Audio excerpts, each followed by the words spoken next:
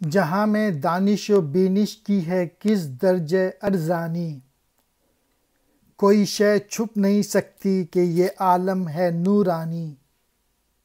یہ جو صاحب بصیرت لوگ ہیں وہ اس دنیا کو دیکھ سکتے ہیں، ان سے کوئی بھی چیز چھپی ہوئی نہیں ہے۔ دانش و بینش، دانائی اور بصیرت۔ ارزانی، سستا پن۔ نورانی، نور والا۔ یہ جو دنیا ہے یہ نورانی ہے، یہ عقل تو نہیں دیکھ سکتی لیکن باطن دیکھ سکتا ہے۔ کوئی دیکھے تو ہے باریک فطرت کا حجاب اتنا، نمایاں ہیں فرشتوں کے تبسم ہائے پنہانی۔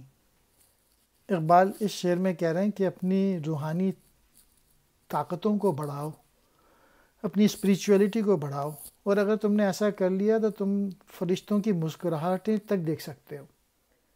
حجاب کہتے ہیں پردے کو، تبسم ہائے پنہانی، چھپی ہوئی مسکراہٹیں۔ اور ایک اور میسج بھی ہے کہ اپنی اسپریچولیٹی اتنی بڑھاؤ تاکہ تم جو ہے وہ کائنات کی اصل حقیقت جان سکو۔ یہ دنیا دعوت دیدار ہے فرزند آدم کو، کہ ہر مستور کو بخشا گیا ہے ذوق عریانی۔ یہ دنیا جو ہے وہ دعوت دے دی ہے ہر انسان کو کہ تم میں جو پوٹینشیل دیا گیا ہے اس کو ظاہر کرو، یعنی زندگی ایسے نہ گزارو کہ تمہارا پوٹینشیل ظاہر نہ ہو سکے۔ محنت کرو، ایگزیکیوٹ کرو، عمل کرو۔ دیکھنے کی دعوت۔ فرزند آدم، آدم کا بیٹا۔ مستور، چھپی ہوئی۔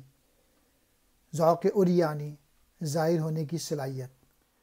یہی فرزند آدم ہے کہ جس کے اشک خونین سے کیا ہے حضرت یزداں نے دریاؤں کو طوفانی۔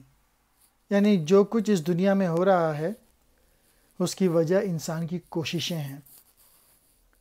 اشک خونین، خون کے آنسو۔ حضرت یزداں اللہ تعالیٰ۔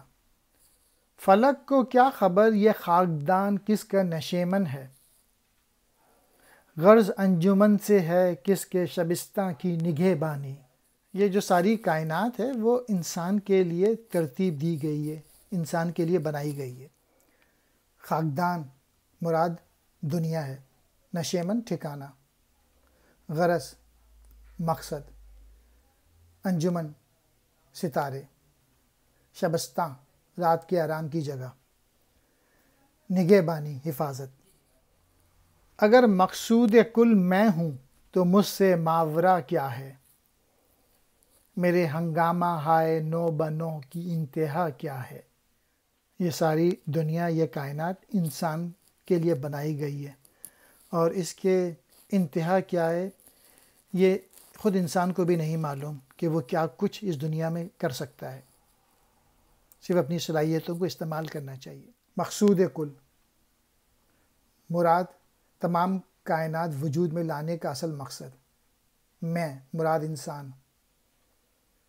ہنگامہ نو بنو، نئے نئے ہنگامے یا کارنامے۔